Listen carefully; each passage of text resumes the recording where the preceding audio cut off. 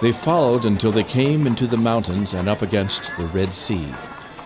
There they camped while they discussed how they were going to get across the vast body of water. After Pharaoh grieved for his child, his anger increased hotter than ever. Why did he let his slaves leave? Ready the chariots! Pursue the Hebrews! Bring them back or kill them all! It will be as you say, Your Majesty. Look, the Egyptian army is coming! We are trapped in this wilderness. Moses brought us out here to die. It was better to live as a slave than die in this godforsaken place. When the Egyptians saw the helpless Hebrews and remembered the suffering Moses had caused Egypt, they were ready to kill. We have the mountains on our sides and the water before us. We are trapped. There is nothing God can do to save us now. Stand where you are. God will save us in a mighty way. God has hardened Pharaoh's heart one more time. After today, you will never again see the Egyptian army. When it looked as if the Egyptian army would rush upon the Hebrews, suddenly a large column of fire came down from heaven and blocked their way. During that night, the Hebrews had light, but the Egyptians were in thick darkness. Moses lifted his staff over the sea, and a great wind came from heaven, blowing upon the sea, and the sea parted, leaving a dry path on the bottom of the sea floor.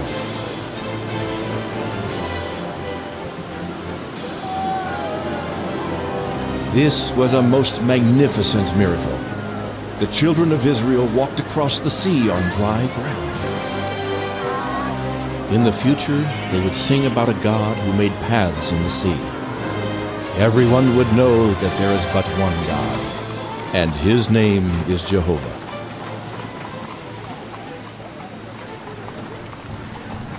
This beats anything we saw in Egypt. Our God is the best God of all! We're in the middle of the sea!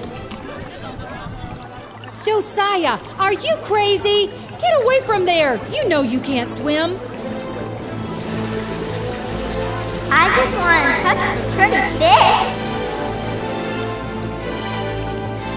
When the Hebrews were nearly across, God withdrew the wall of fire that had been holding the Egyptians back. They had not seen the sea part, and so they raced right after the Hebrews. Forward! Kill the Hebrews! Today you have seen the power of Jehovah. Look! The water is returning! They will all be drowned! Every Egyptian soldier drowned in the sea. Their gods of wood and stone could not save them. Look at all the bodies! The sea is filled with dead Egyptian soldiers. Surely Jehovah is the only Lord God. There is no other who could do such a thing. We will remember this day forever. Leaving the sea and the dead Egyptian army behind, the Hebrew children followed Moses and the cloud into the vast wilderness. They continued to eat and drink that which they had carried out of Egypt. After several days' journey, the cloud that led them stopped by wells of water. The Hebrews camped there until their food ran out. There was no place to get more. It looked hopeless. We could have stayed in Egypt and lived better than this. As slaves, we had enough to eat. Here, there is nothing. Yeah, did you bring us out here to die of hunger? Listen to me. You are not complaining against me, but against the God whom we follow. Jehovah says he will rain down bread from heaven. Every morning you will find it covering the ground. All you have to do is pick it up and eat it. What did Moses say? How will we get food? The children are starving. He says that Jehovah is going to rain down bread from heaven every morning. It is about time for the sun to come up. Do you believe there will be bread on the ground like Moses said? We will starve if there is not. Have you ever heard of bread falling from the sky? No, but I never heard of a path through the sea either. This God of Moses must be the creator of the universe. I don't suppose it's too hard for him to make bread fall from the sky. Come, it is time. Let's go look. Bread from heaven, just like he said. Why do we ever doubt? Look, it's everywhere. Oh, it is delicious. It tastes like honey. Truly, Jehovah is God and Moses is his prophet. As long as they were in the wilderness, God fed them with the heavenly food of angels. As long as the cloud stood over their camp, the Hebrews stayed by the springs of water and ate the heavenly bread. But when the cloud began to move, they packed their tents and followed it into the unknown wilderness. But there came a time when they ran out of water. So, he gave us bread, but now he will kill us with thirst. My little girl will die if we don't have water soon. We should have stayed in Egypt. In another day, our animals will be dead. And after that, the children will begin to die. We should bash your head in with stones. Is God with us or not? I will go and talk to Jehovah. God told Moses what to do. Come and see the power of Jehovah. You do not believe him. You gripe and complain. He gave you bread, and now he gives you water out of this barren rock.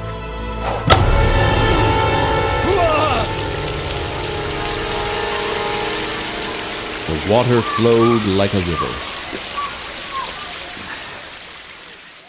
Again the cloud moved, and the Hebrews packed up and followed it into the wilderness to a mountain called Sinai. There Moses prayed, and God spoke to him again.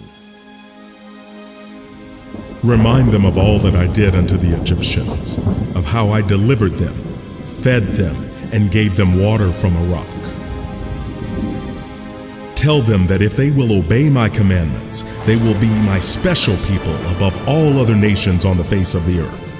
If they obey, they will be a kingdom of priests. Moses, when I speak with you, I will come in a thick cloud so the people can see and hear and know that it is me. Moses came down off the mountain and told the people all that God had said. We will obey and do everything that God says.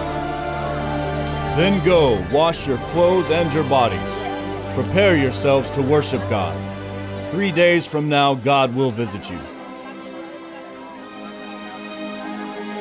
As God commanded, on the third day all the people gathered before the mountain to wait for God to speak. A strange cloud descended upon the mountain, and then,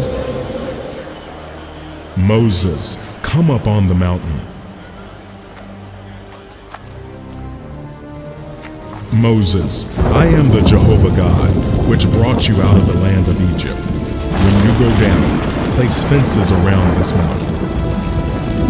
If any of the other people touch this mountain, they will die. I will give you 10 commandments, which you must tell to the people. Have no other gods before me. Do not make for thyself idols. Do not take the name of God in vain. Keep the Sabbath day holy. Honor thy father and mother. Do not murder. Do not commit adultery. Do not steal. Do not bear false witness against your neighbor. Do not covet that which is your neighbor's. When Moses came down off the mountain, he gathered the 70 leaders of Israel and told them of God's commandments. You 70 men are to return to the mountain with me. God will meet you there as he did me. You will see for yourselves, but first I must write in a book the commandments God spoke to me. They are good commandments. We will do them! Moses was careful to write everything just as God had spoken it. The Spirit of God helped him not to make any mistakes. When Moses finished writing the words, he gathered the people together and read the words of God to them. All that God has said is good, and we will obey it. So the nation of Israel made a covenant with God. He would bless them, give them life, and deliver them from their enemies, and they would be obedient to all his commandments, walking in righteousness. God commanded Moses to offer a blood sacrifice and to sprinkle the people with the blood. All were sinners, deserving of death, even Moses and Aaron. But God was merciful. He provided a way of escape. By killing the innocent lamb and sprinkling the blood on the nation, God would cover their sins and not kill them as they deserved. The lamb that did not deserve death died in the place of the many who were sinners deserving of death. Now that your sins are covered, you 70 will go with me up on the mountain, and you will see the glory of God. So the 70 elders of Israel followed Moses up into the mountain where God had spoken to Moses. Suddenly, before them appeared the throne of God. The glory of God! The 70 elders watched as Moses went up into the mountain and was lost in the shining glory of God. Such beauty and glory! There is no man like Moses that speaks with God face to face. Moses, you will have the people build a tabernacle in which to worship me. It will have an altar on which to offer sacrifices, and a holy place where I can meet with the high priest once a year throughout all your generations. I will tell you exactly how to make the tabernacle. The tribe of Levi shall be my priests, and Aaron and his sons after him will be the high priests. They shall teach the people to be righteous, and they will offer sacrifices when the people sin. It was weeks ago that he disappeared into the fire on that mountain. He must be dead by now. Yeah, we can't sit here in this wilderness forever. We need a god to lead us as Moses did. Let's make a golden image unto our God. Moses is dead. Aaron will make us a god of gold to lead us back into Egypt. Give us your gold. With their own hands, the fools created a statue of a bull and called it God. The original image of Satan before he sinned was that of a bull. Though the people didn't know it, Satan had inspired them to worship him. Aaron followed the wishes of the people and helped them build the God of gold. Here is your God, which brought you out of the land of Egypt. Tomorrow we will proclaim a great sacrifice and worship Jehovah. Aaron was so foolish. He knew that the image was not a god, but he was afraid of the people. God had already commanded them to not make any image as an aid to worship, but they were following their own imaginations. The people danced and made themselves naked. They got drunk and fornicated. God was ready to destroy them all and send them to the fires he had prepared for the devil and his angels. God spoke to Moses and said, "Go down now. The people have committed a great sin. They have made themselves naked and they dance before an idol. I should destroy them all. Their hearts are hard. They do not walk in righteousness." Moses was angry when he saw that the people had forgotten God and made themselves an idol. You have broken the commandments of God! Moses broke the stone tablets on which the commandments were written. Did he not say to have no other gods but Jehovah? Can a statue that you made with your own hands be your creator? Moses smashed the golden calf and beat it into powder. If you are on Jehovah's side, come and stand with me. If you would worship the gods of Egypt, then stay where you are. We will follow the God of Abraham, Isaac, and Jacob. I would rather follow the God that parts the Red Sea, even if he does not have an image. The penalty for sin is death. Jehovah says they must die. Now take your sword and kill all those who use images as aids to worship.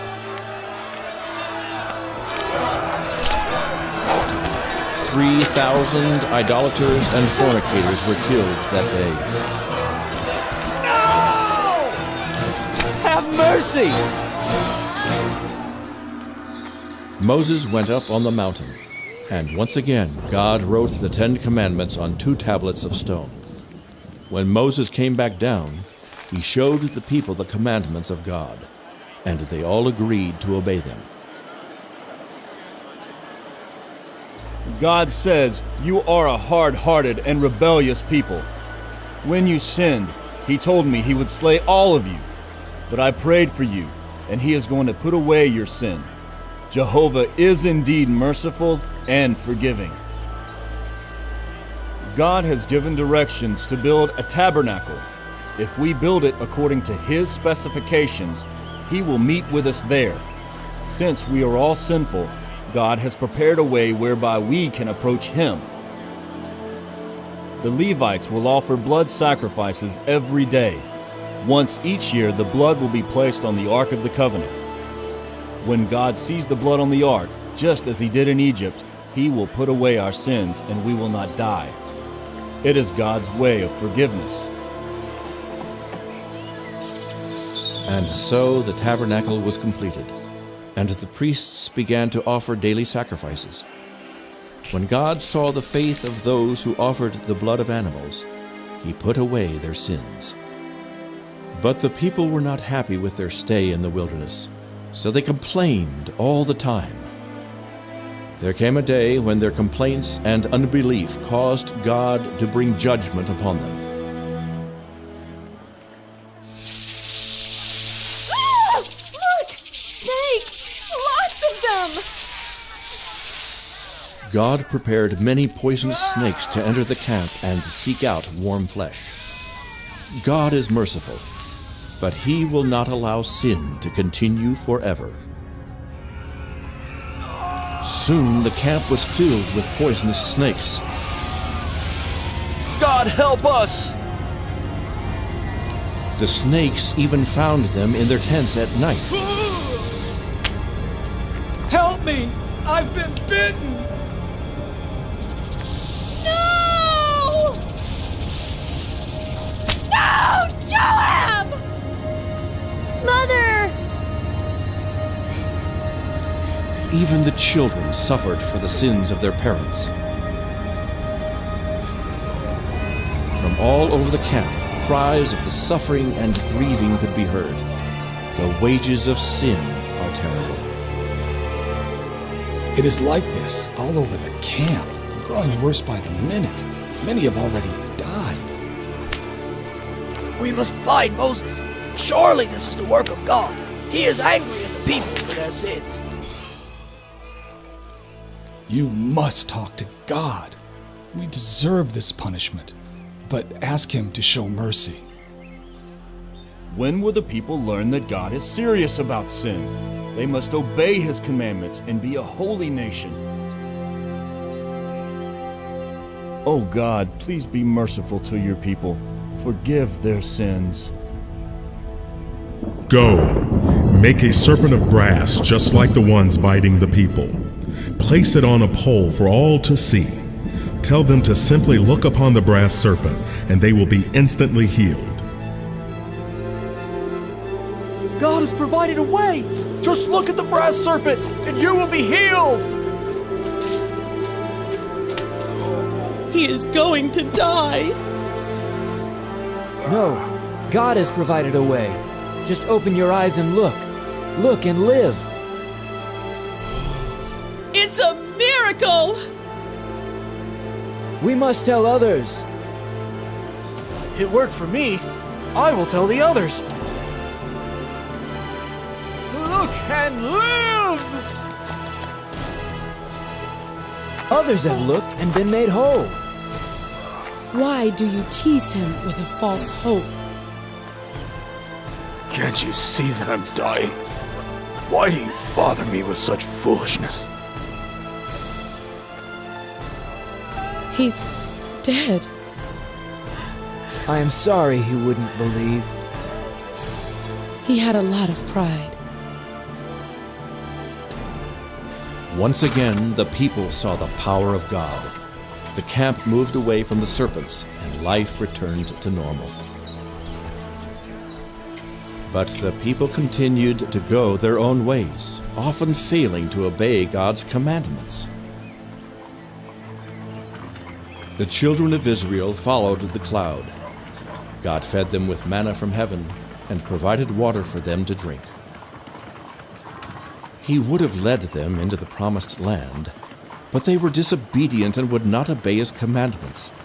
So God caused them to wander in the wilderness for 40 years.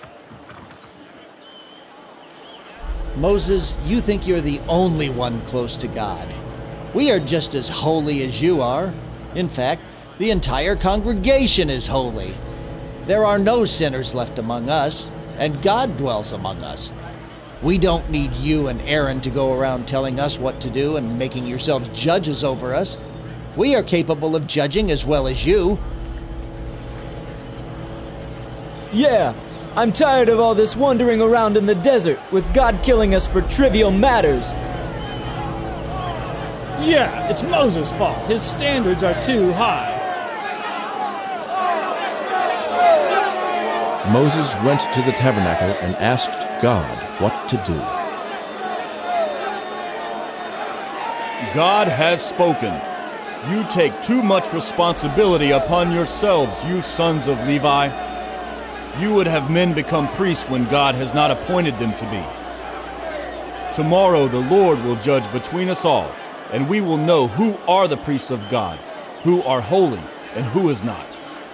Come to the tabernacle tomorrow morning. Bring your censers with fire in them. The next day, draw near, you who profess your holiness, you who would be priests and rule over the people. God will meet us here today, and He will choose. We will see His might and His glory. Separate yourselves from these wicked people, for I will kill them in a minute. Get away from their tents. Do not come near them, or you will die with them. Here is a test. If these men die a normal death, then you can know that I am a false prophet and that God does not speak through me. But if today you see a new thing, if the earth opens up and swallows them and all their belongings down into the pit of hell, then you will know that they have sinned against God and that I am his prophet.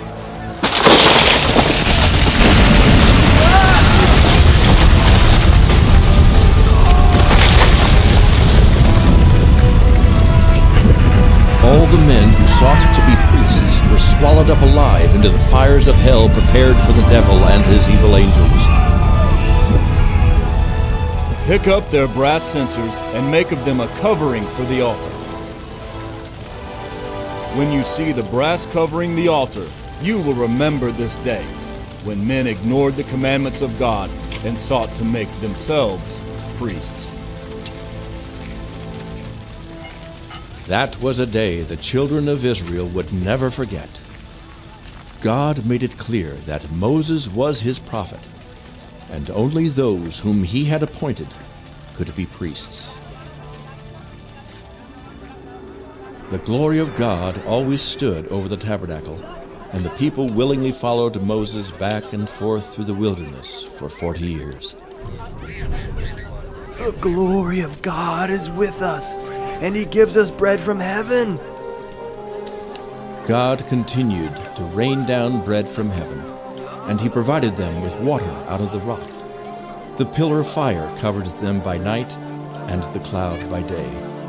They settled down and learned to keep the commandments of God. The priests attended to the tabernacle and offered daily sacrifices as Moses had commanded. After 40 years in the wilderness, just as everyone else was preparing to enter into the promised land, God called Moses up into the mountain. There, after one final talk with God, he lay down and quietly died. Immediately, his spirit was ushered into the presence of God. There he was to abide until the end of time, when he would again join his people in the land God had promised to Abraham. Nearly 500 years had gone by since Jehovah God called Abraham to leave his people and walk the land God would give him. God's promise to Abraham and Sarah to make a great nation from their son Isaac was fulfilled. The 12 sons of Jacob, whose name was changed to Israel, had become 12 tribes and a multitude of people. They came through slavery, wandered in the desert with Moses, received the law of God, and now at last were entering the promised land. Throughout the wilderness journey, a young boy was always beside Moses, watching and learning how to lead the nation of Israel. That boy grew up to be the mighty warrior, Joshua. After Moses went to be with God, Joshua was chosen by God to lead the people into the land God promised to Abraham. The people remembered the prophecy that they would be strangers in a strange land, and that after 400 years they would be brought back to the land of their fathers. God had kept his word. On the day they crossed the Jordan, the manna from heaven ceased, and they ate the fresh food from the land. Oh, husband, this is a wonderful land God has given us. Yes, it is a fine place to raise our children and teach them to live in holiness and peace.